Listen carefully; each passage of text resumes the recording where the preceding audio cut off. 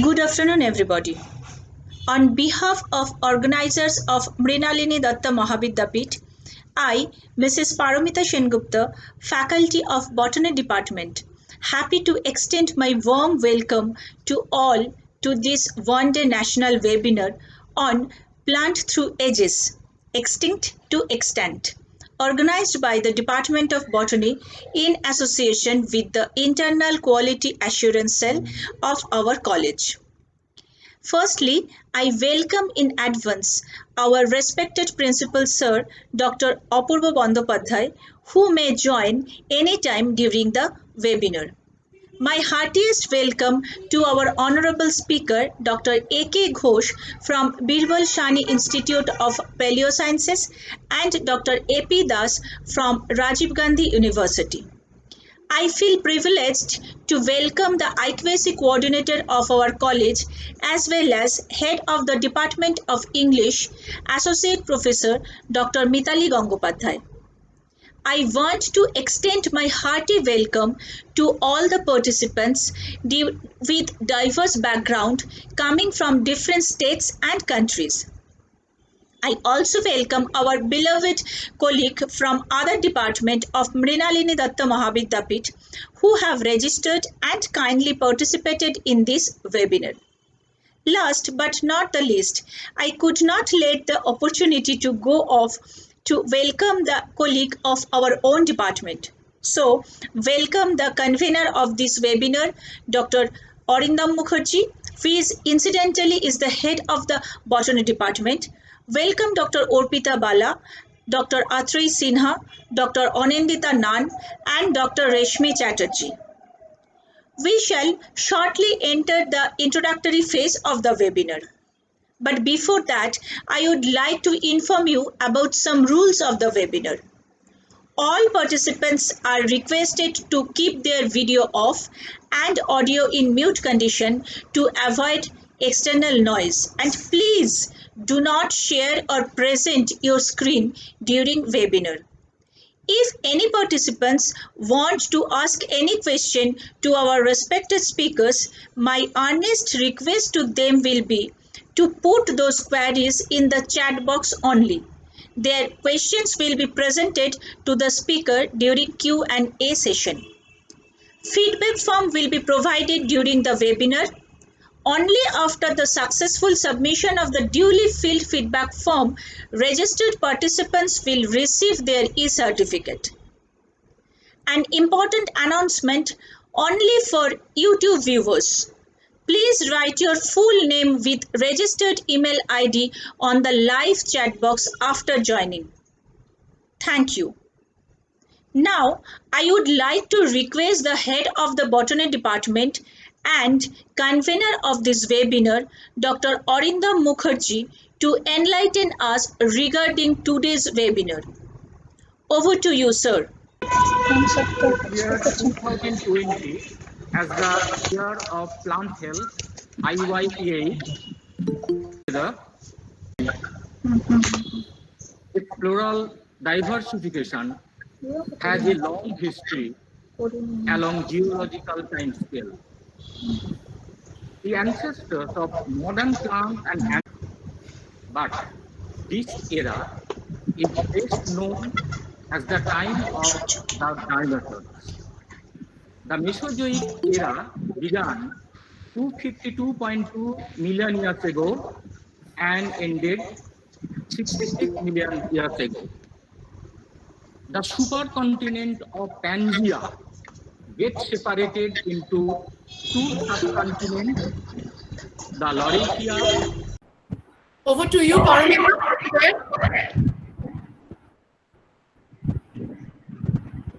Paramita, are you there?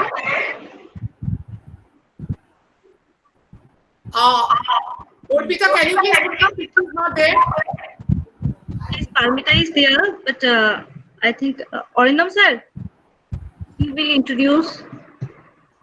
Arindam sir. Can we then introduce the speakers? Yes. Orpita, kindly introduce the first speaker of the day. A very good afternoon to everyone present today. Our next speaker is Professor Abhay Prasad Das. He is presently working as an adjunct professor, Department of Botany, Rajiv Gandhi University, Arunachal Pradesh. Professor Dash has 200 publications in various national and international journals and about 25 projects in various disciplines of botany. Professor Dash was a research scholar of IIT Kharagpur, and he started his journey as an assistant professor from Jhargram Raj College, Department of Botany, and later also taught Darjeeling Government College, Presidency College, Hooghly Mohsin College, and finally he retired in 2011 from University of North Bengal. Then he joined as a visiting research professor of DBT in Department of Botany, Rajiv Gandhi University.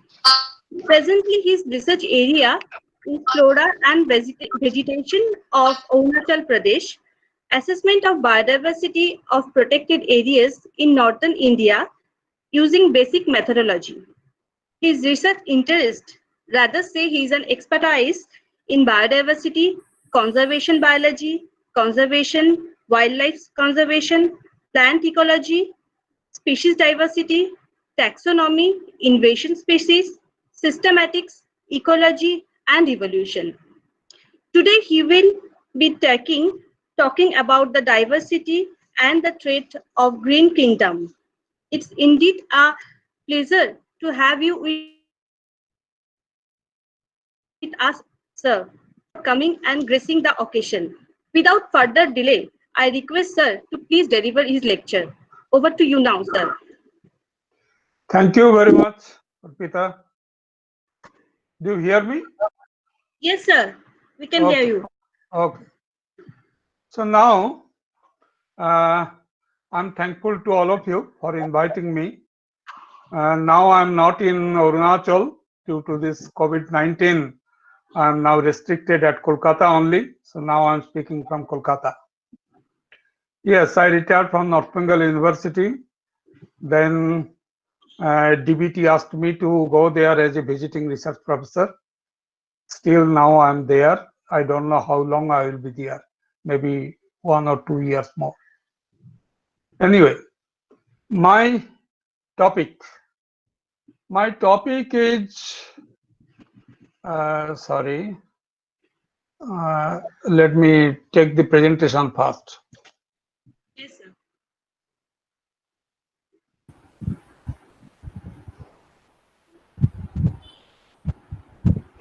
Oh, it is not going. Is it coming? No, sir. Sir, are you sharing your screen, sir? Yeah, Are I'm you- asking to share, but it is not sharing. That is the problem.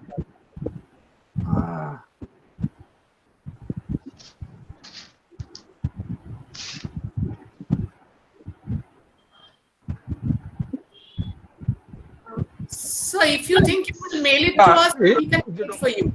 Is it visible? Yes, sir. Yes, sir. it is visible. It is, sir. So I like to start with a quotation. I don't understand why, when we destroy something created by man, we call it vandalism. That means, suppose if I break down some buildings in Kolkata, that will be vandalism. But when we destroy something created by nature, we call it progress. We erase the Sundarban and extend Kolkata over Sundarban, then you will say it is progress. I am opposite to this theory. I support the speaker, Edward Bigley. Anyway, the title of my lecture is Diversity and Threats for the Green Kingdom. I wrote it twice. You try to understand the difference between two titles. Actually, there is no difference, but there is a difference in color.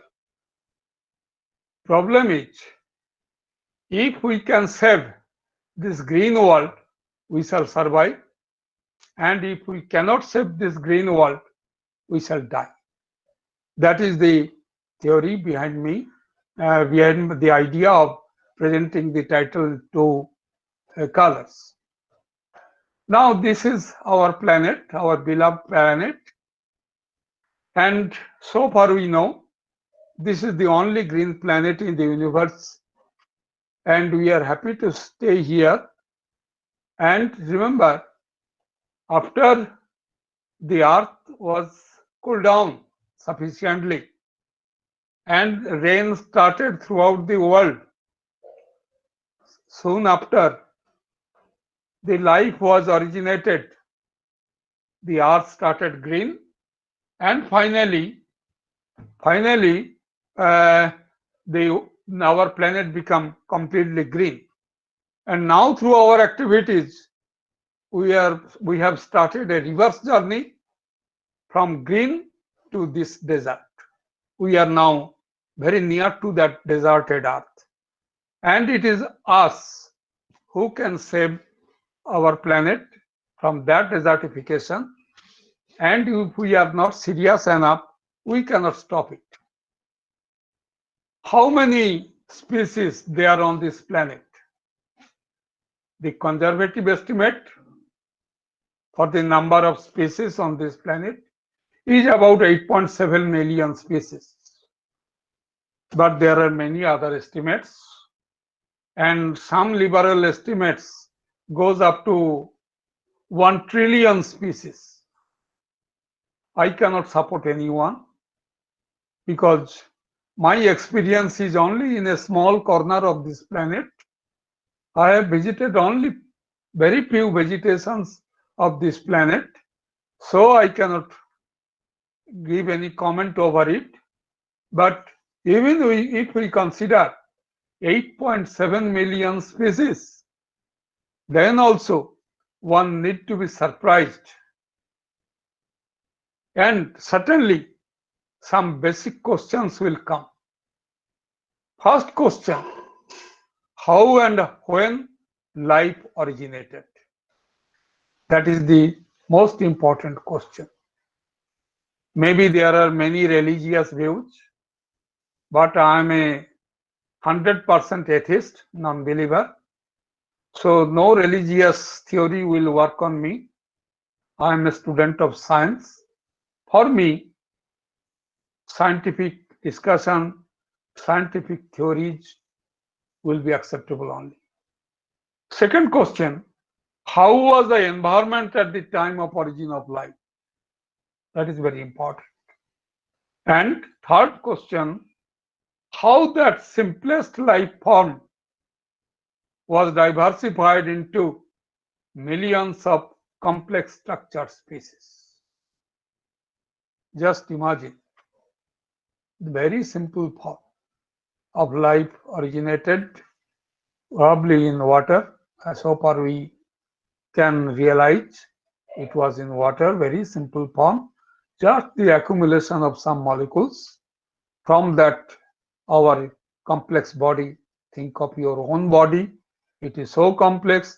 Think of a giant banyan tree, it is so complex. Now, if we try to analyze these, all these theories, you will find that these can be grouped into two. Those who are mostly believers, believing in God specially, they will prefer creation theories, so they are the creationists. And those who do not believe in God, like me, non-believer, atheist, we believe in abiogenesis. That means non-biological, its origin is from non-biological materials on this planet, from non-biological objects, suppose oxygen, hydrogen, carbon, etc., all these things, finally the life originated. So there are many theories. Let me come with our Indian theory. We believe that Arya Sabhyata, Aryans were very knowledgeable persons. They actually prepared most of the songs of Vedas Those are now printed in 4 Vedas. In Rig Veda, first Veda, they tried to explain the origin of the universe as well as the organisms. In figure B, you find something is in spiral condition. When we look at the galaxy in the sky at night, we find the central navel point. These Arya Pandits, they consider that navel point as the navel point of Lord Brahma, the creator. Okay, they consider Lord Brahma is the creator. In the lower left hand photo, I have seen the Lord Brahma statue and his navel point.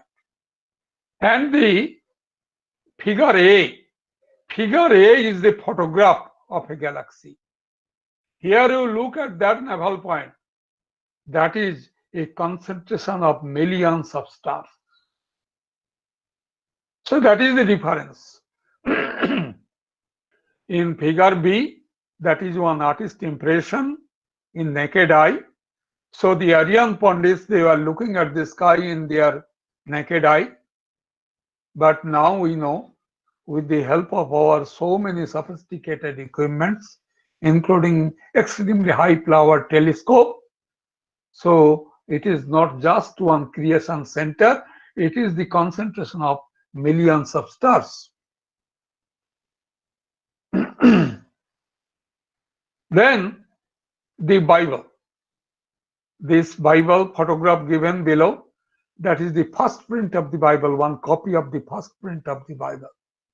Anyway, according to Bible, God has created the universe and man. Remember, he was having some idea in his mind and a supernatural design, of course. Using that, following that supernatural design, he created the universe for the creation of man. Because he will create man, that is why he has created universe. Universe is the background, man is the main thing here. And according to Bible, everything has been created in 6 days. I'm not a so good philosopher. I cannot explain all these things, but this is the overall thing, understanding. Aristotle, he considered that life was originated instantly. Few drops of rain on dry dust created the winged ants, like that. Then there are modified theory of special creation. Okay, this is also a type of special creation, but the creation has taken place in many times. There were creations that was destroyed, again created, again destroyed. In our Hindu belief, not our, sorry, I don't like to say myself I am a Hindu, I am a man. Anyway, so in our Indian philosophy, there is a belief that there are some stages, Satya, Treta, Dapur, Koli. These were flourished in different times and destroyed. But it is difficult to get any fossil evidence against all these things. Then I think many of you have seen the cinema Ice Age.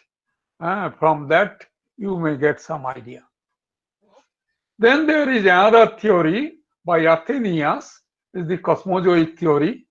According to this theory, the sperm, or sperm that means seed, came from the outer heavenly body, from outside the earth, maybe through meteorites or something like that. And these are very highly resistant. Those are germinated here. But anyway, there is no proof in favor of this. But I like these books. These books are written by Erich von Däniken.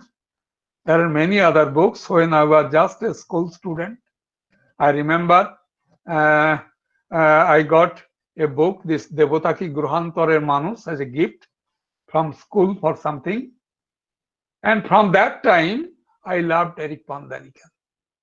He is showing that maybe before the human civilization, some other extraterrestrial civilization was ruling over this planet. Just today, I have seen one news in Bartaman newspaper. I am coming to that. But anyway, if we follow that, then most of the structures, including pyramid, were created by extraterrestrial organisms or animals. Anyway, there are innumerable proofs, but it is difficult to establish. So you see in this lower left photo or the upper right photo, these figures, we don't know the age of these figures, very, very old figures. These people are having some you see aerial-like structures in their hand, and they are wearing a helmet-like, just as in our space suits, just like that. How people imagine these things and made these drawings if they have not seen these structures? This map of Antarctica, very, very old map, very, very more like few thousand years old map, but it is very much perfect, extremely perfect map of Antarctica. How it was possible to prepare such a map of Antarctica at that time? Anyway, this is today's Bartaman. It was there. Pyramid বানিয়েছে ভিন গ্রহের প্রাণীরা, alien তত্ত্ব ঘিরে বিতর্ক. Pyramids were constructed by extraterrestrial organisms. This is now said by one Elon Musk of USA. He is very much interested in physics and history of ancient India, ancient world. So now he is thinking that most probably all these structures were established by some other people. Anyway, if we come back to the origin of life, now we believe the theory of chemical evolution, that is the abiogenesis theory. From something or some non-biological materials, biological material has established. The question comes, when life originated? When life originated? Life originated most probably, as we believe now, that about 3.8 billion years ago. See this very old fossil is stromatolite preserved in the Glacier National Park, USA. This is 3.5 billion old. If we analyze the Bible, then this planet, history of planet cannot be more than 10,000 years old. But this fossil proves that our history, a history of life on this planet is not less than 3.5 billion years old. There are fossilized cyanobacteria in this fossil. This is the condition, environmental condition, when life was originated. Remember, Earth was still hot enough, but water has already accumulated. There was continuous rain. There was no differentiation of climatic condition over any part of the world, almost similar condition everywhere. There are huge lightning, thundering, continuous rain. Rain is touching the Earth's surface, getting evaporated, forming cloud, and again raining. It was continued for thousands of years. During this time, so many molecules were created under this condition. Those are all washed down to the ocean.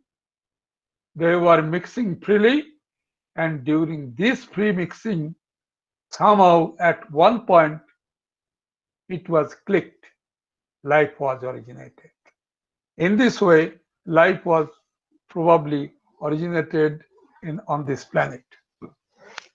There is one proof that when life was originated, that time in the air there was no free oxygen, but there were plenty of ammonia, no free oxygen. There was water vapor, nitrogen, and plenty of ammonia. That helped the formation of those molecules, and those molecules finally aggregated together, formed the earliest nucleic acid or the amino acids, all these things, and all those things when aggregated together in so many ways, in millions of ways, chances, and finally click to the formation of life. You see this Cacabelia umbellata. This is first it was discovered from a very old fort in England. One corner of the fort was used as a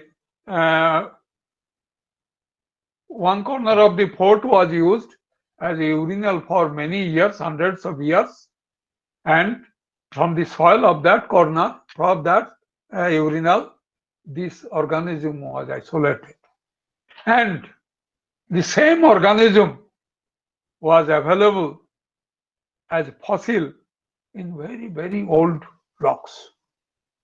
This is a proof that those organisms, they were surviving only in ammonical environment because the soil of the urinal is rich in ammonia. So you see, whatever may be the structure of the animal, the minute, ultra microscopic bacteria or virus, or maybe the blue whales below, gigantic, largest animal at this moment on the planet, all body are actually constituted of similar biomolecules. They are having DNA, they are having proteins, and these DNA and protein or RNA and protein, they are forming all types of animals. So if we follow this theory, no previous theories will stand. And now, of course, still we need to understand many more tricky points. Science is still in its infancy. I hope in future we shall know many more things, and will maybe that time I will not be there, but many more discoveries will help us to understand the origin of life in a much better way. Then life was originated, but from that very minor organism, almost of no shape, nothing, from that type, how this 4.8 million species was diversified. It is really a strange things. Previously, people were thinking that some creator has created all of them, but remember Darwin, who proposed the evolution theory, and after that, gradually we started thinking in a different way. Now we understand probably that through the process of evolution, different species of organism has been diversified or differentiated gradually in course of time.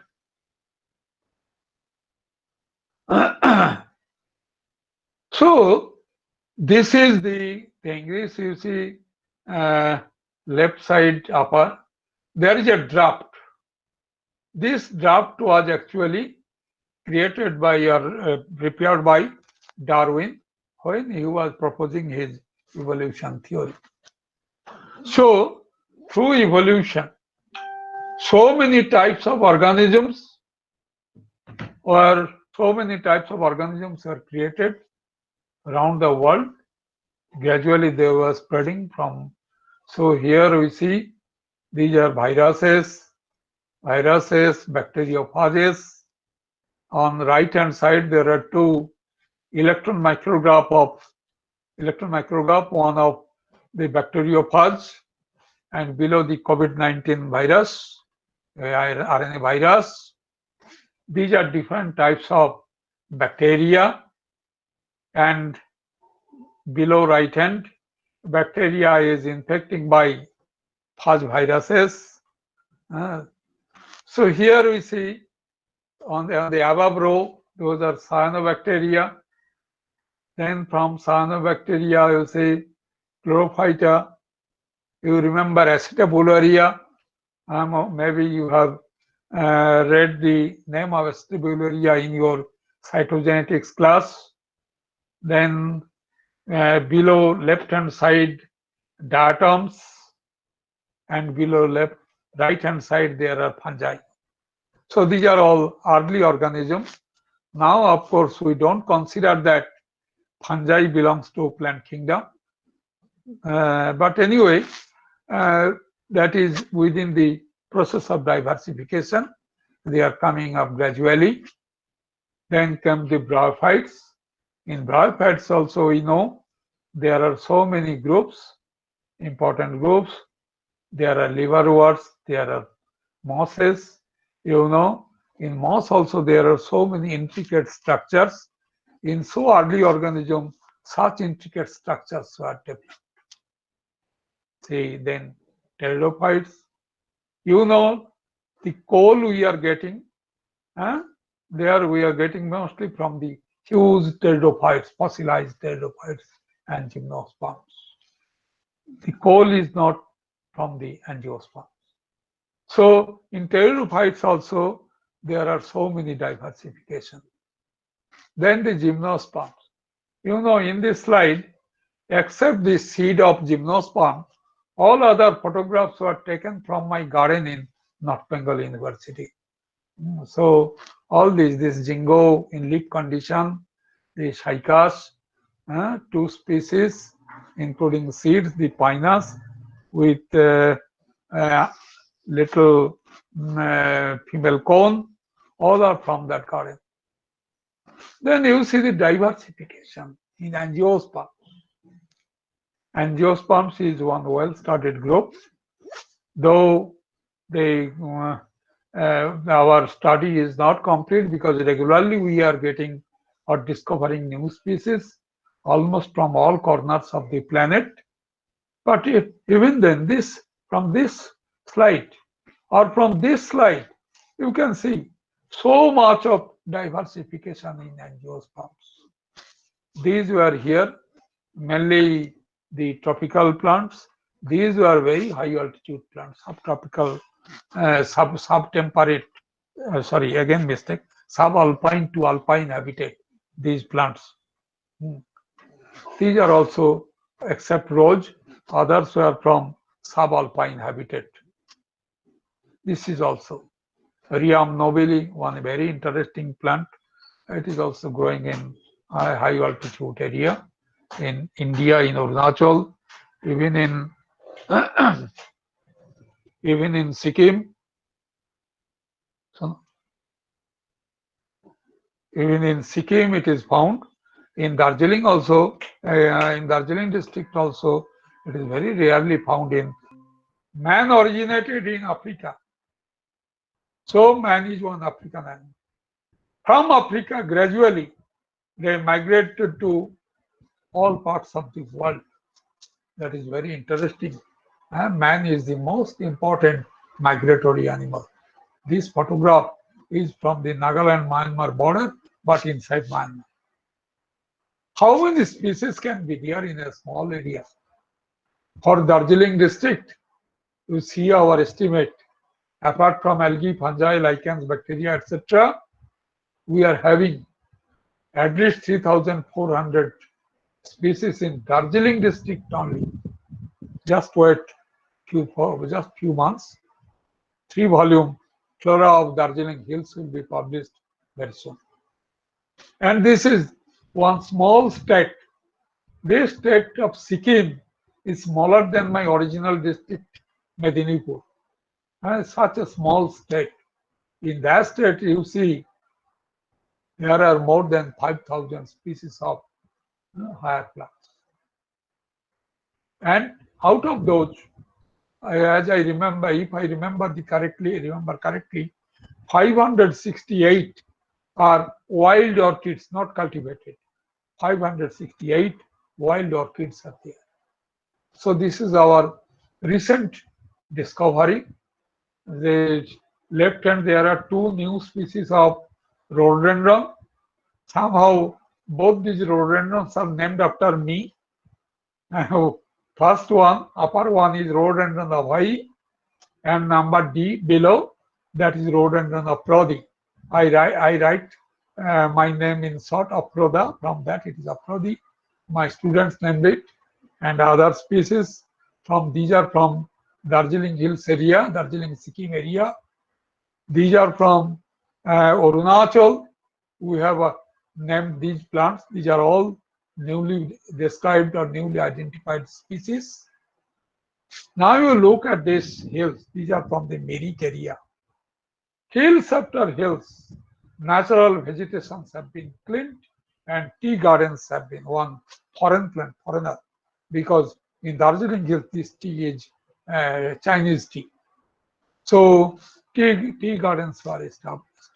Can you imagine how many thousand species were killed due to such operation, due to cleaning of natural vegetation? We introduced this dhupi of Cryptomeria japonica from Japan. Once you enter inside this forest in Darjeeling, you will realize what we have done. It is not permitting any local species to survive under it.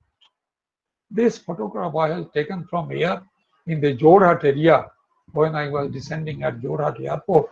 Here, these are the natural water channels, natural drainage system.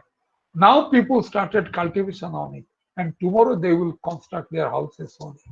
And after few years, there will be heavy flood, and people will blame the government. Government is not looking after them. And this Jhum cultivation is still prevalent in many states in Northeast India. I have seen it in Nagaland, in Mizoram, in Arunachal. So this is going there.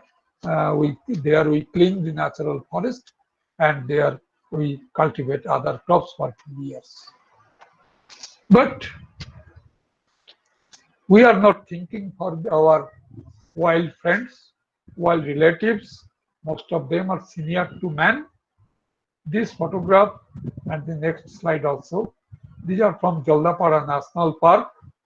You see, you look at the tree, it is debark for killing, and the rhino is not happy over it. You look at its eye, you see, they are with so much of suspicious look. They are not believing us. They don't trust on us because we are destroying their habitat. Here below there are two plants. Right side is Streptococcus sylvestre. This plant is now endemic to North Bengal University campus. It is not available anywhere outside North Bengal University campus. And right side is Sapphire himalaya, only representative of Rafflesiaceae found in India from Arunachal Pradesh. So today's tea gardens, dhupi plantations have replaced native vegetation, evicting thousands of local species of plants and animals from their own natural home. Actually, conflict is between development and survival. Try to think, you would like to survive or you would like to like development. If you continue this development, then remember, very soon you have to leave this world. This world will be dead. There will be no life very soon. This development is negative development. For survival, we need to withdraw this type of development. We have to break down most of these concrete structures. See, this accident took place within Mahananda Wildlife Sanctuary. It's a sanctuary where all wildlife, plants, animals, they are supposed to live peacefully. But see, we are moving through such wildlife sanctuary in a speeding train, and these type of accidents are very common inside our sanctuaries. Why? We should take out all these things, all these artificial structure from inside the sanctuaries. This has taken on 10th May 2017. You see, they have poisoned the elephant. So through poisoning, elephant died.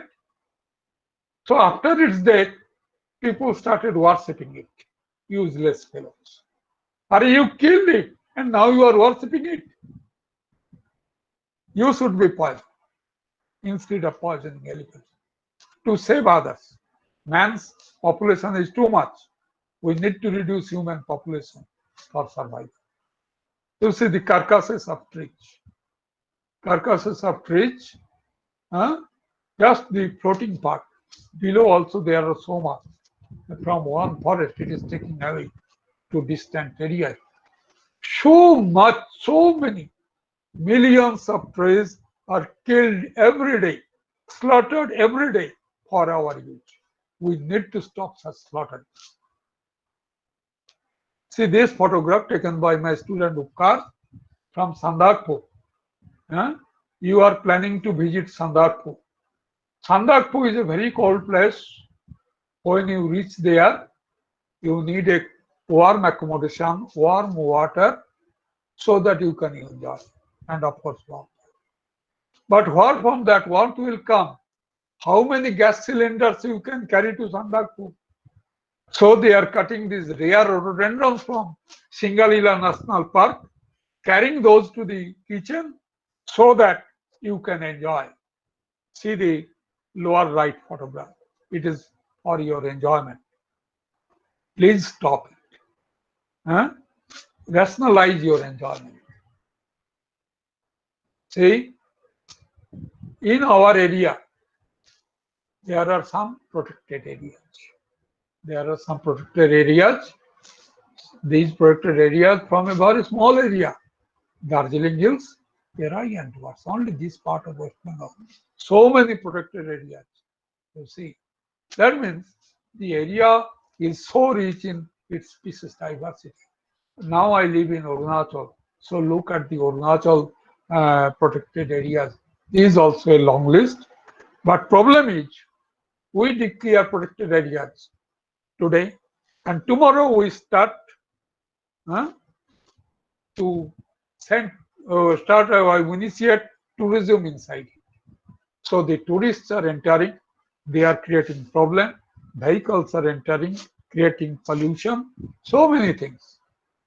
If you like to conserve it fully. Don't make business over it.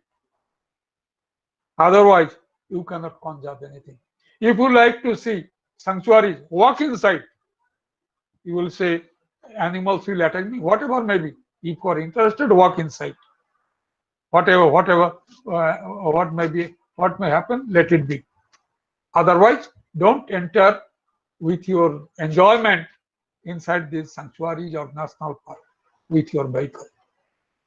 Look at the Darjeeling Hills vegetation. This is from actually remote, satellite imagery. We did it in our lab itself. You see, only these deep green portions. Deep green portions are actually the natural forest. So where is natural forest in Darjeeling Hills? It is completely missing. There are 4 protected areas in Darjeeling Hills: Singalila National Park, Central Wildlife Sanctuary, Mohanand Wildlife Sanctuary, Nada Valley National Park. We wanted to establish corridor among these 4 protected areas so that organisms can migrate from one protected area to other. But unfortunately, we are not successful. There are so many problems. We had to abandon that project. You see Arunachal, the thinning of the vegetation cover. Still there is good vegetation, but it is thinning. You can understand. Just look, 1, 2, 3. and see the years 73, 80, 99, 2002, and the almost the recent condition. Gradual change in vegetation cover. Try to remember, in next 30-35 years, the Himalayas will be ice free. Then the Himalayan river, Ganga, Jamuna, Tista, Brahmaputra, etc., all will dry up. Forested vegetation will be in dream only. Himalaya will be a desert. So, tourism industry, there will be no tourism, don't worry. In Kolkata, there will be tourism. Kolkata will be underwater and people will see old Kolkata in small submarines. That is possible. I have not shown you the photograph. Anyway, IUCN has decided to establish these protected areas, and they also decided to establish as much as 35 hotspots around the world. In India, our country, is actually sharing 4 such hotspots. Here shown in red: Himalaya, Indo-Burma, Sundaland, only a small portion of Sundaland, that is the Nicobar Island, that is in India, Western Ghats and Sri Lanka. These hotspots are sharing Indian territory. So any other country in the world is having so many hotspots in their territory, but we are not understanding the importance of our biodiversity. See, here each green dot is one Ramsar site. I kept the map in such a way so that I can compare the number of green dots, that is Ramsar site in India, and the number of green dots or Ramsar sites in Europe. Am I to believe that European wetlands are richer in biodiversity than Indian wetlands? Then why there is only 26 Ramsar sites in India? Why? This is a big question. It is difficult to give a public answer. I tried to develop something. This is one ex situ conservatory. I established this in 1978, 1997 or 1978, 98 maybe, or 1998. I established in 1998, and when I left this garden in 2016, that time there are around 800 species growing in this garden, including a good population of jingo. I feel much sorrow to see that the largest jingo, that was quite tall, about 15 feet tall, that has died last year. Anyway, yeah, we are modifying our planet. We are destroying the wild vegetation, cutting trees, felling trees. You will say cutting. Why you say cutting or felling? This is actually we are slaughtering trees. There were a PIL, public interest litigation, in Supreme Court, and Supreme Court says that those who are slaughtering trees, they should be termed as gunda. You can use this reference. So if you are cutting a tree, then you are a gunda. Remember.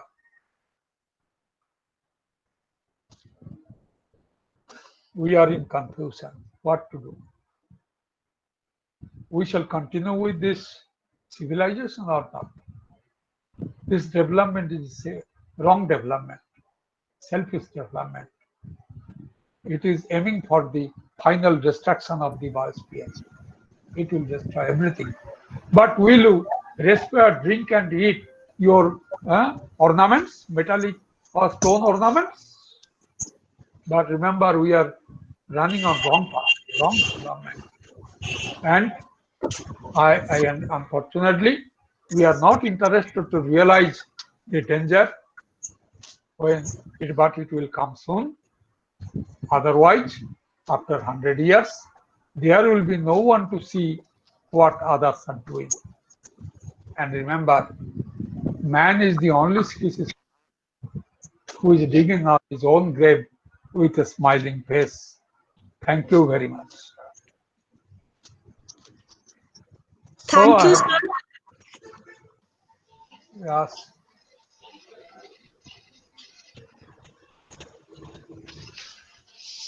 Thank I you, have sir. come. Thank you, sir. Some Okay, of our then. participants have posted some questions. Yeah. If you kindly address those questions. I shall try my best. Okay. Thank you, sir. I am requesting Dr. Anindita Nan to proceed with Q&A session. Over to you, Anindita. Hello, am I audible? Yes. Hello. Yes. Hi. Hello, sir. Thank you, Paramita ma'am, first of all, and thank you, Dr. Abhay Prasad Das, sir, for your wonderful presentation on the diversity and threats for the Green Kingdom. Sir, we have lots of questions, but due to short of time, we will ask just few of them. My Sometimes you first invite me to your college, I shall come and discuss all. Yes, sir. So, sir, first question from Rita Shompal. She asked Yes. that Rita, how where many? is she? I Yes, do sir. not find her face. Ah. Sir, I am her representative. Anyway. How many Hmm. species go extinct every day? And is there any possible way to estimate those extinct plants? It is difficult. It is difficult. Some say 5, some say it is 100. So there are so many estimates. I'm not entering in that. But yes, we are losing species almost every day. The plant I have seen in North Bengal University campus 20 years ago, that is no more available in North Bengal University campus. The plant which was growing in front of Darjeeling Government College maybe 30 years ago, that is no more there. So we are losing species. We are losing species. Whenever we visit natural forest, we understand how different species are under stress.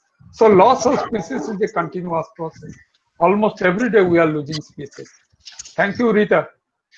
Okay, sir. Second question is from Dhawal Kumar Dubey. He asked that which life form first came on the earth? Yeah, again a debatable question.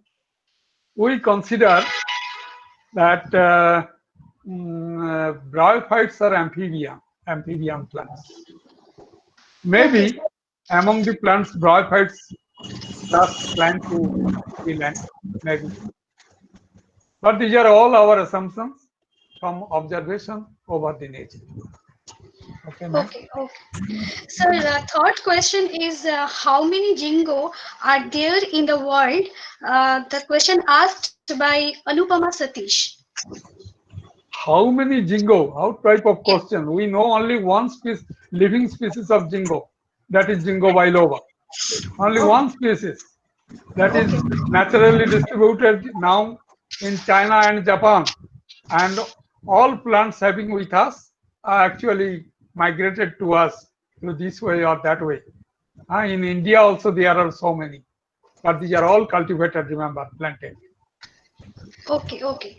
And my last question is from Anuja Mishra. She asked that, is it true that every day some new species are created?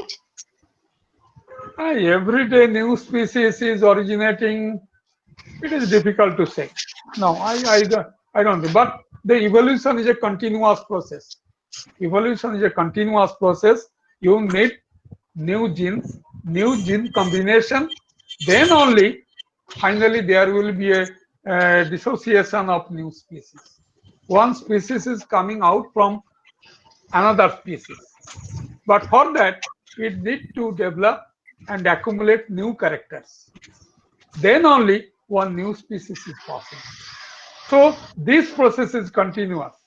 There are innumerable mutations in nature. Innumerable. From those mutations, most of these mutants are lethal mutants, and the survival mutating genes are accumulated, distributed in the vegetation, and finally they got accumulated in a group of individuals, and those individuals may be finally treated as a separate species. Okay. Okay, thank you very much, sir. Now I am over to Paramita ma'am. Okay. Uh, Thank you, Dr. Das, for taking us through this wonderful journey from a mythological area to modern Holocene era and about the various species which are facing threat. Must agree that these owners is us to protect them. Thank you, sir. Unless we can protect, we have to die. Remember. Thank you. Okay. Thank you. Thank you, sir. But the journey is not over yet. Let I us. don't know. I don't know. But the present condition is very bad. Yes, sir. This is a crucial time for us.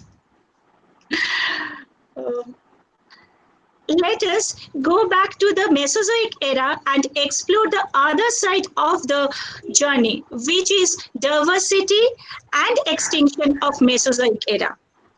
Our next speaker, Dr. A.K. Ghosh, will now take us through this journey with a skillful presentation. I am requesting Dr. Atri Sinha to introduce our next speaker, Dr. A.K. Ghosh. Over to you, Atriji. Thank you, Paramita. Am I audible? Yes, you Am are I audible. audible? Okay, thank Yes. you. Good afternoon, everyone, and thank you for giving me the opportunity to introduce our honorable next speaker, Dr. Amit Kumar Ghosh, scientist F, Birbal Sahani Institute of Paleosciences, Lucknow. Dr. Ghosh received his MSc degree from Bardwan University and he stood second on that time, and earned his PhD degree from the same university in the year 1992.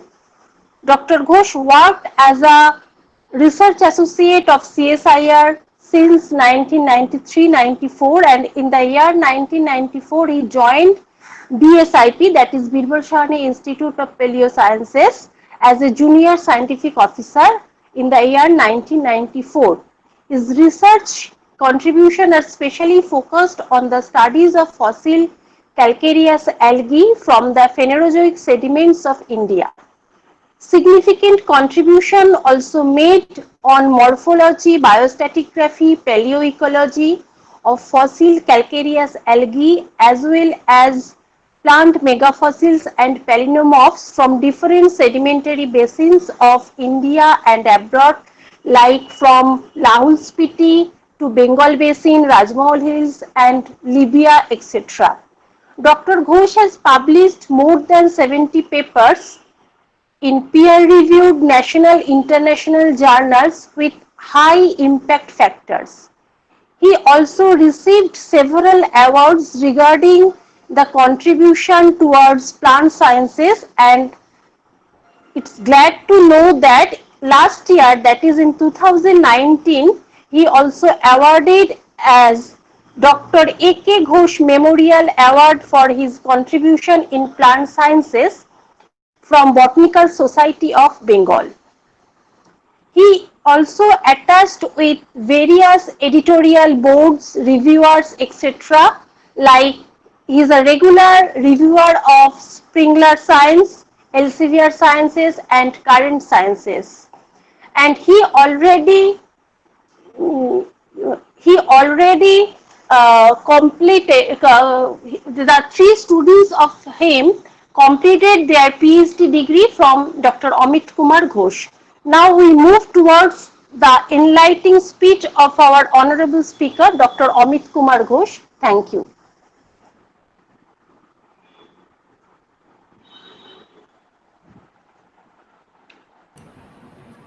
Please, sir, start. We are very much eager to take a journey from present to past.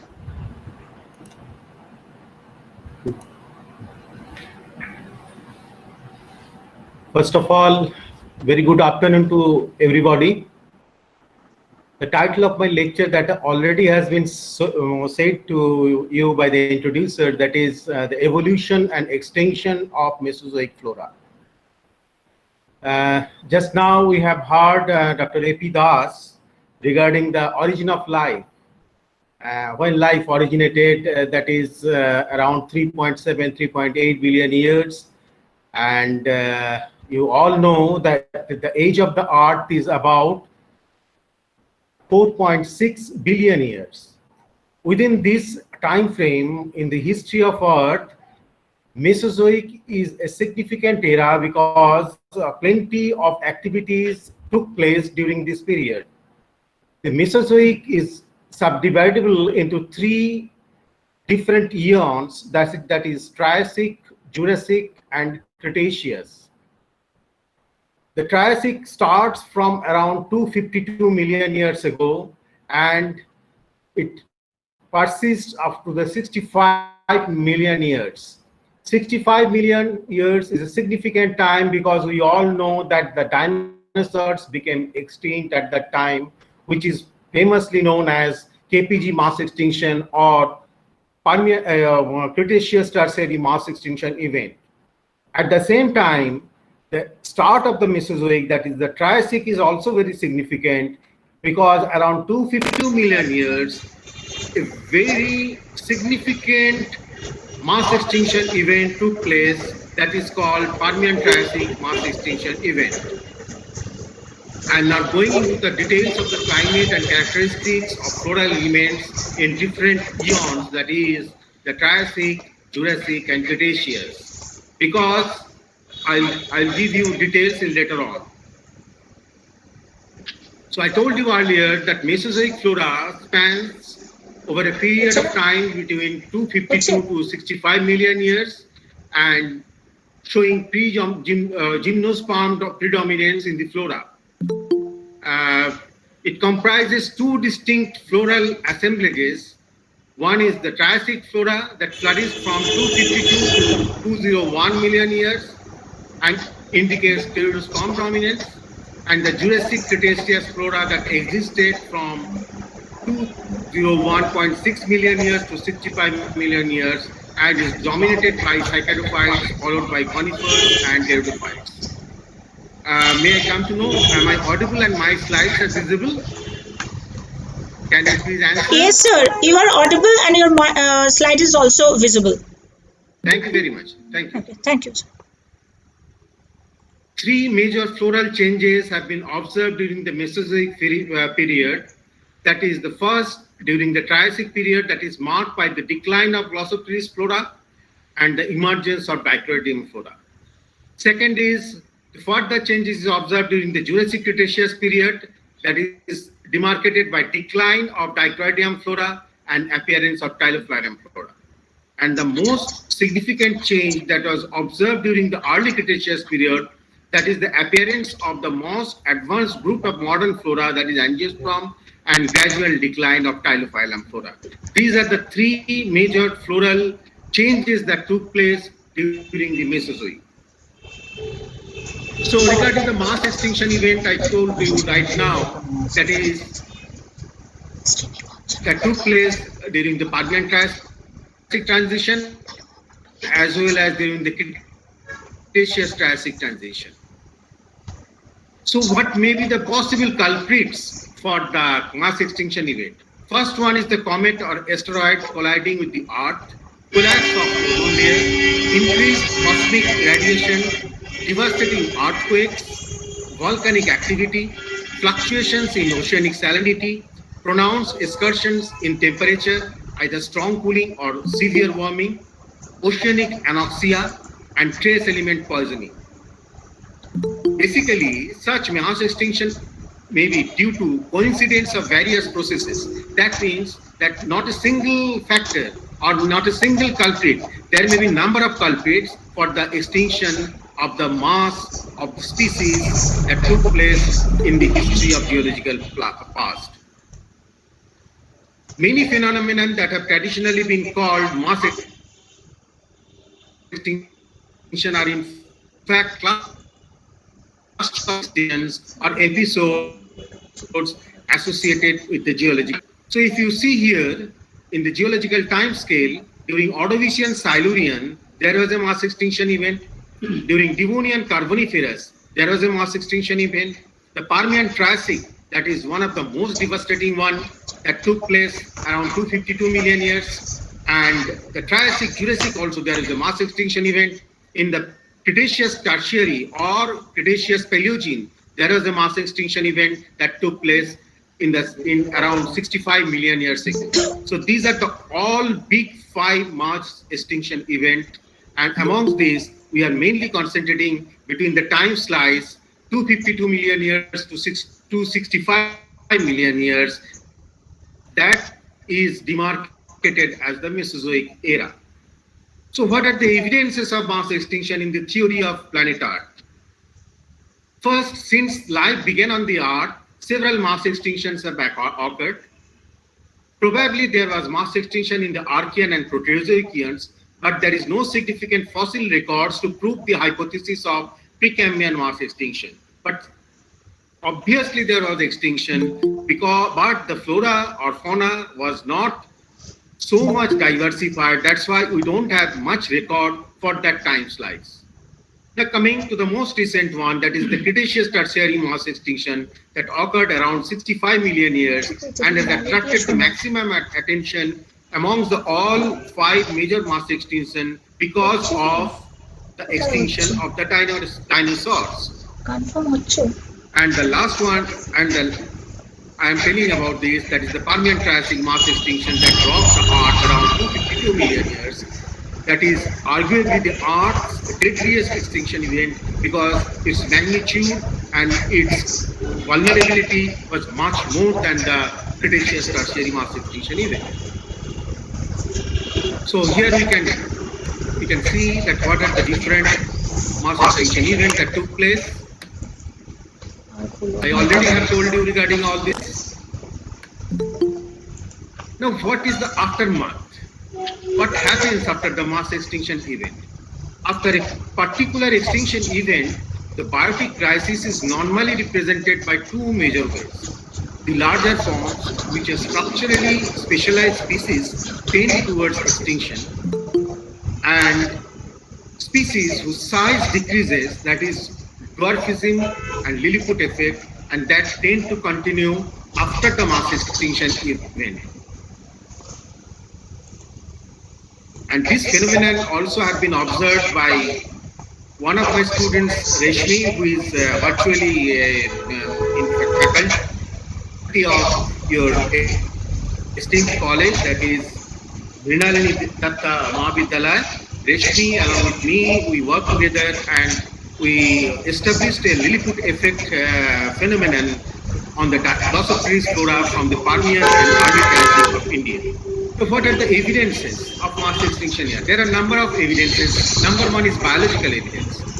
As far as the biological evidence is concerned, there is a very significant contribution that has been made by one of our senior colleagues, Tiwari, in 2014 from the Gurial River section of Kashmir, based on palynological evidences.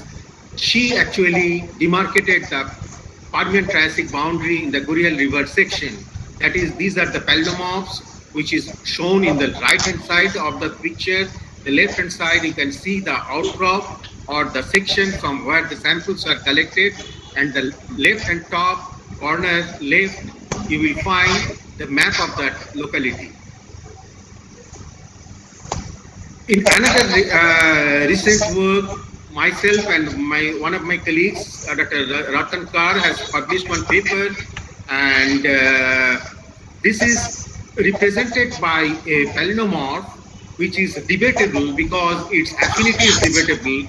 It is called Reduvius sporonites. We have recorded it from the Permian Triassic transition of central part of India, that is in the Tatapalli Rampola coalfield. In an outcrop, we found Reduvius sporonites, which became dominant in the Permian Triassic transition. These are the palynomorphs which is being shown on the right hand side, and the map is showing in the left hand side the locality of the fossil collecting locality. Now, there are also geochemical evidence. As far as the biological evidence is concerned, I told you something from which are known from India. As far as the isotopic evidence is concerned, I am telling you something regarding this, because this has been done based on the carbon oxygen isotope. Because until 2000, it was thought that rock sequences spanning the permanent Triassic boundary were too few and contained too many gaps for scientists to determine reliability about its details. But uranium-led dating of zircons from rock sequence in multiple locations in southern China dates the extinction event at precisely at 252 million years. And an earlier study of the rock sequences in Jiangxing, country of China, that dates the extinction about 251.4 plus minus 0.3 million years. And there is evidence from Radingach Coalfield, West Bengal, based on the isotopic signatures. They have measured the carbon-oxygen isotope, that is delta 13C and delta 18O. Based on the delta 13C, they have interpreted that a large, about approximately 0.9% global decrease in ratio of delta 13 to delta 18C coincides with this extinction event. Further evidence of environmental change around the PT boundary suggests that there was about 8-degree rise in the global temperature and an increase in CO2 levels by 2000 ppm. By contrast, the concentration immediately before the Industrial Revolution, that was around 280 ppm, for which we are much more concerned. You see that how much level the carbon dioxide levels enhanced during that period, that is 2000 ppm. Now, before going to the Triassic, I must say about the early Permian vegetation or the Permian vegetation. The Permian vegetation is basically, the early Permian is dominated by lycopsids from early Carboniferous, Gangomopteris from the Talchik Formation, that is around 289 to 295 million years. And the Karaswari Formation, that is also the lower part of the Permian, that is represented by the floral elements, Buriadia, Gangomopteris and Glossopteris, and the Baraka Formation, for which the poles are very important, that is represented by Glossopteris, Buriadia and Equisitili and stains. Coming to the upper one, that is the parent measures, that is represented by Glossopteris and certifications of Glossopteris, and the flora of Larynx, that is dominated by Glossopteris and certifications of Glossopteris also. If you see the climatic condition was much more humid and warm in comparison to the dry climatic condition of the barren deserts in the Raniganj vegetation. Because Raniganj and Barakat, these are the two major cool forming vegetations in a peninsular part of India. Now, regarding the Permian to Triassic mass extinction event, this event I told you that took place around 252 million years, and there is arguably the Earth's deadliest extinction, which killed about 57% of all the families and 83% of all the genera, including vertebrates, insects, and plants. The Great Dying, as this mass extinction event is popularly called, had been speculative evolutionary significance. What are the probable cause of the end Permian mass extinction? There are a number of extinction probable causes. Those have been, in fact, inferred. There are several proposed mechanisms for the extinction. The earlier phase was due to gradual environmental change, while the later phase has been argued to be due to a catastrophic event. Suggested mechanism has been in fact inferred for the latter, that include large or multiple bolide impact, increased volcanism, coal, gas fires, and explosions from the Siberian tract that actually enhance the sulfur dioxide concentration in the atmosphere. Sudden release of methane from the sea floor and gradual changes include sea level change, anoxia, increasing aridity, and a shift in ocean circulation driven by climate change. Now, another event, that is the Cretaceous Tertiary or KPG mass extinction event, that is around 65 million years ago, and about 17% of all the families and 50% of all the genera and 75% of species went extinct. It brought an end to the region reign of rallying of dinosaurs and paved the way for mammals and birds to become the dominant land invertebrates. In the oceans, it reduced the percentage of sessile animals to about 33%, and the KPG event was rather uneven in terms of affecting the overall biodiversity. Some groups of organisms became extinct, some suffered heavy losses, and some appeared to have been just minimally affected. So there are various mosaic effects after the KPG mass extinction event. So the probable causes of KPG mass extinction event is massive bolide impact, which has been speculated by Alvarez. The impact possibly resulted formation of heavy masses of dust, which blocked out sunlight, suppressed the photosynthesis for weeks or rather months, and thereby interrupting various food chains, leading to the outright extinction of large fraction of microplankton and severely affected all other organisms. Another probable cause is extensive volcanism, maybe global cooling, and eustatic sea fall. Whatever may be the extinction events that took place in the planet Earth, that is Permian Triassic mass extinction event or KPG mass extinction event, there is also a very significant phenomena that took place, that is the radiation. After the Permian Triassic mass extinction event, radiation of flora took place and a new group of flora and fauna came into existence. Same thing happened after the KPG mass extinction event or the Cretaceous tertiary mass extinction event. After this event, new forms, new group of plants, new group of animals, they actually evolved and irradiation took place. So coming to the Triassic proper, this is the map of India that shows the localities from where plant fossils are known, because I'll be dealing with mainly with the plants, those the Triassic localities from where the fossils are known. Comparative study of the Triassic flora of India shows that the onset of Dichroidium was classified in the middle to upper Triassic period and declined in the Rhaetic period. Because you see the Rhaetic is another subdivision of the Triassic, and the significant genera of the Indian Triassic flora are Dichroidium, Lepidopteris, Pterucas, it is a fructification, Xylopteris, Yabiella, Baira, Spinobaira, Sidiphylitis, Elatocladus, and Desmophyllum. Numerous fructifications also have been known from the central part of India, that is in the Nidpur, that is Satsangia, Nidhya, Nidhya strobus, but the exact affinities of these fructifications need further confirmation. So these are the some of the fossils. Those are known from the Triassic formations of different parts of India. On the top, you will find Lepidopteris. The central one is Dichroidium. Again, Dichroidium. The left side in the bottom, that is again Dichroidium. There are a number of species of Dichroidium here.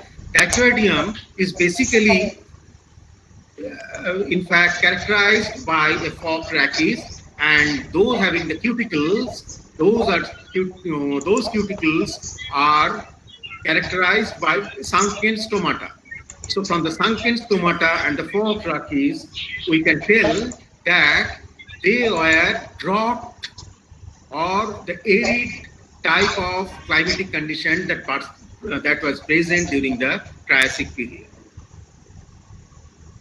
These are again some of the Dichroidium forms. You can see that Desmophyllum is there, Yabiella is on there. These are not marked actually, and I have no technology to define. Number 12 is actually that Desmophyllum, and number 11 is Yabiella. Rest of the forms are Dichroidium. Now, in addition to this, in 2015, we published one paper that is on Dichroidium hugesi from one locality that is called Dhaurai locality of central India, that is in the South Ragondana basin. It shows the coexistence of plants and animals or the insect-plant interaction. We found beautifully preserved galls on the leaves of Dicloridium hugesi, and that has been published in a very good journal that is called Alchiringa. In fact, Reshmi is also an author of this paper, I can remember. Now, apart from these, in Indian Triassic, there are a number of megaspores. Megaspores are basically, these are the heterosporous lycopsids. Lycopodian affinity has been, in fact, proposed for these megaspores, and in fossils, it can be demarcated by only by the size, because more than 200 micron, we consider the spores size as a megaspores. Otherwise, these are the microspores. These are again the megaspores. There are different names: Banks's sporaites, Bihari sporaites, Beirut trilaites, Talchirella, Pontiella, Mythus sporaites, Umia spora, etc. Again, from the Upper Triassic, there are some megaspores. This is from the central part of India, and that was from the Raniganj coalfield.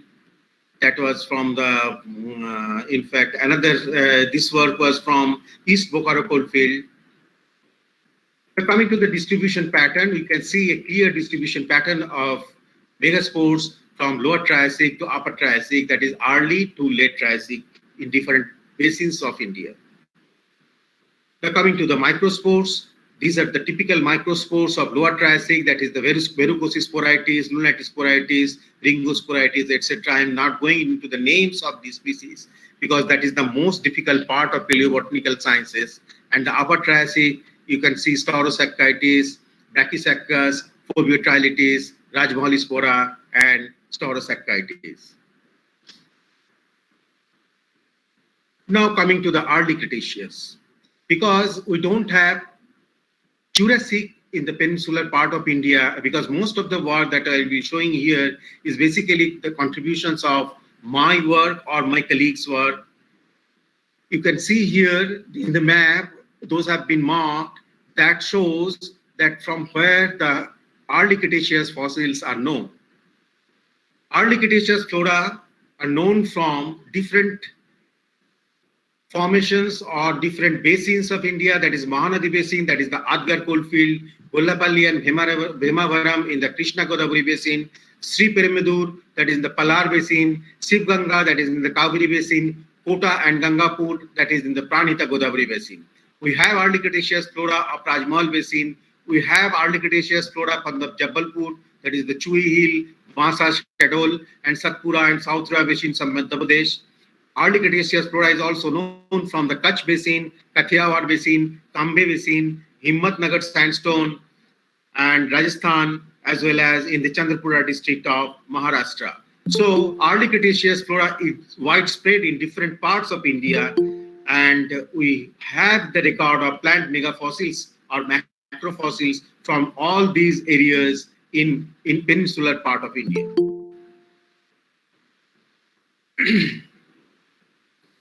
Extensive study of the early Cretaceous flora of Rajmahal Basin have revealed that the shift in floral vegetation is primarily dependent upon the environmental factor, that is mainly climate, which is well reflected by the compositional change of the plant group in vegetation. And lateral change in this flora is due to space variation that has been investigated by megafloral investigation of the Rajmahal Basin. If you see the early Cretaceous vegetation, you see the floral elements, the macroscopic floral elements. These are represented by Autozomites, Tylophyllum, different forms of Tyrophyllum, Elatocladus, Orokaryotes, Weltrichia type of male flower and female flower, Angiosperm flower that has been described from my senior colleague, Dr. Banerjee, from the Rajmahal Hills, which has been named Rajmahali. In fact, she named it as Butiospermum, Conifers ovule, Williamsonia female flower, and so on and so forth. We also have recorded the mutualism and symbiosis from the early Cretaceous of Rajmahal Basin, Jharkhand. That is the root nodule bacteria which have been found in the Gymnospermous root system, and we have recorded it from the Rajmahal Hills near Nipania. There are evidences of insect-plant interaction from the Rajmahal formation also, that is from the early Cretaceous. It is on the Tylophyllum leaf. It is on the Nipaneophyllum leaf. It is on the Phylopteris leaf. And these are the different plant fossils known from Rajmahal Formation. Those have been described by myself and one of my senior colleagues in 2005. These are the different forms which are shown in here, that is represented by Tylophyllum, or Anomosomaites, Tictiosomaites, Elatocladus, Orocherion, young cone, and also some animal fossil like mollusk and shell fragments. There are some diversity of conifers which have been recorded by us from the early Cretaceous of Rajmahal Basin, that is Podocarpusparmum and Podospermum, Podostrobus rajmahalensis or Podocarpusparmum rajmahalensis. And these are the some new findings which came in 2018, that is Hirundubia and Rajmahalispermum. These two conifers have been recently reported by my group of workers. And if you find here that the present day art condition where India was there, in the bottom one is the present day, you see the position of India just above the equator. And if you see here the how from Permian to Cretaceous, that is around 250 million to 50 million years to 65 million, how the journey was.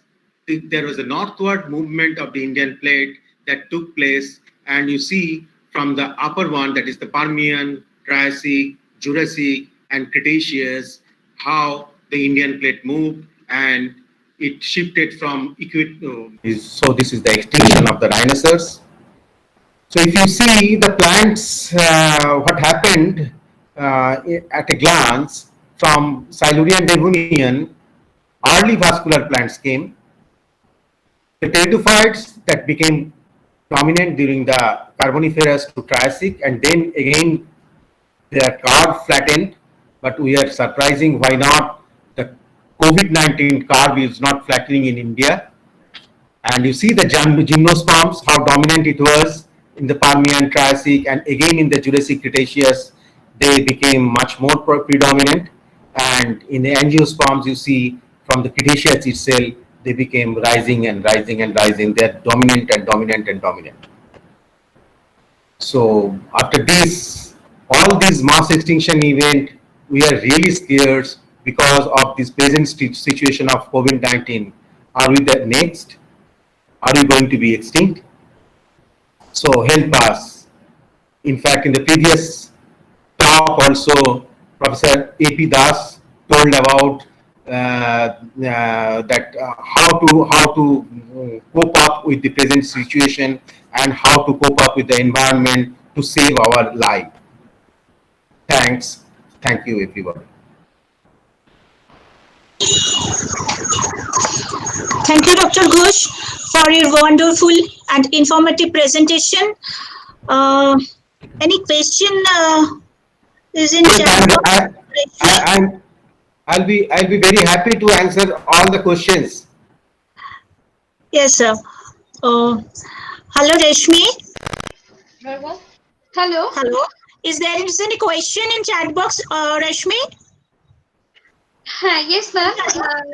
So please deliver to the sir, speaker sir. Yes, sir. First of all, thank you very much, sir, Dr. Amit Kumar Ghosh, for your wonderful presentation on evolution and extinction of Mesozoic flora. Sir, we have lots of questions. Yeah, you please tell me the question first. Yes, sir. What makes the Mesozoic era unique? Unique. Because you see that it is in the age bracket of two major mass extinction events. Okay. That is the Permian Triassic mass extinction event and the Cretaceous Tertiary mass extinction event. Okay. The number one is the radiation of flora that took place after the Permian Triassic mass extinction event. That is from the Glossopteris dominant flora to the Dichoroidea dominant flora. Number one. Number two is this, that after the Mesozoic era, when the Mesozoic era finished, that is the Cretaceous Tertiary mass extinction event, there was again radiation of flora that was dominated by angiosperm dominant flora. So this makes the uniqueness of the Mesozoic. Okay. Oh, okay, thank you, sir. So second question is from Naveen Ambas. He asked that maximum loss of plant diversity occurred in which era? Maximum lost. Plant Yes. diversity, actually, if you tell me, the plant diversity was lost during the Triassic itself. As such, in the Triassic, because in the Triassic, we get very little fossils, because number one point, there was widespread aridity during the Triassic. Throughout the world, you will find red beds. And these red beds, there are very few fossils. Those can be, in fact, studied in detail. Number one is this, maybe the preservational factor. Number two is this, we have the evidence that the carbon-oxygen isotope ratio also became very much predominant. In fact, there was sharp peaks at that time. So during this period, the flora was much more diminished or destroyed. That is the Triassic period. Okay, sir. We have another question, and it is very interesting that what would have been the present scenario if these mass extinction had not occurred? This is a very difficult question. For the present scenario, what would happen? Because you see that when all these mass extinction events took place, there was no industrial revolution, there was no human activities. Okay, there is no anthropogenic activities, there is no sound pollution, there is no air pollution, but still it happened. So I think, as I believe, that this is a law of nature. We cannot rule out all these rules. Okay. Okay. Thanks very much, sir. And now I have certain things to tell. Will you please permit me for a second? Am I permissible? Yes, sir. First of all, I would like to thank the authorities of Mrinalini Datta Mahavidyapith, Department of Botany and IQAC for arranging this webinar in this difficult situation, that is COVID-19 or coronavirus infection, for which we are all suffering a lot. And I congratulate the president of the governing body, Srimati Chandrima Bhattacharya, principal Dr. Apurva Kumar Bandyopadhyay, convener of the webinar Dr. Arindam Mukherjee, and IQAC coordinator Dr. Mitali Gangopadhyay, and for technical support Ms. Paramita Sengupta. So thank you all, and all the organizing committee members for nice organization of this webinar. I'm sorry, because of some technical difficulties, I was not able to join in the early part of the meeting, but I have heard a lot from Dr. A.P. Das, Professor Das, regarding this. Thank you very much. Thanks for all. Thank you, sir. Thank you, sir. Thank you very much. I must admit that we all are enriched about the fossil flora through this journey of evolution and extinction of Mesozoic flora. Thank you again, sir. Now we have reached at the last phase of the One Day National webinar. I would like to give my sincere thanks to the convener of this webinar, head of our botany department, Dr. Arindam Mukherjee. He has always been our source of inspiration and motivation. Now, I request Dr. Arindam Mukherjee to conclude the webinar through extending the vote of thanks. Over to you, sir. Am I audible, Paramita? Yes. Okay. It seems to be a great honor for me to propose the vote of thanks to all who have helped us in making this program a very resounding success. First of all, I would like to give my hearty thanks to Srimati Chandrima Bhattacharya, Honorable President, Governing Body, Mrinalini Datta Mahavidyapith, for her tireless and wholehearted support in every developmental aspects of this institution. I take this opportunity to extend my sincere thanks to our principal sir, Dr. Apurva Bandyopadhyay, for his minute-to-minute support and guidance, for encouraging at every point of time in the organization of this great event. I would also like to mention the name of Dr. Mitali Gangopadhyay, the coordinator, the internal quality assurance cells of Mrinalini Datta Mahavidyapith, who always gave us support from the back end. Thank you, ma'am. You have already contributed your effort to the success of this event. I would like to convey my extreme gratitude to our two distinguished speakers, Dr. Amit Kumar Ghosh, Scientist F, Birbal Sahani Institute of Paleosciences, Lucknow, Uttar Pradesh, and Dr. Abhay Prasad Das, Adjunct Professor, Rajiv Gandhi University, Arunachal Pradesh, for giving excellent presentation. I will also remember the name of Paramita Sengupta, Department of Botany, for her valuable technical support. I would like to give my vote of thanks to our departmental faculties like Dr. Orpita Bala, Dr. Atri Sinha, Dr. Reshmi Chatterjee, and Dr. Anindita Nan, and laboratory staff, Mr. Biplav Bose, for supporting different important aspects of this national webinar. I must mention my profound sense of appreciation to all the faculties, laboratory staffs, and students of our college for their necessary help. Finally, I would like to thank to all the participants for taking part in this event.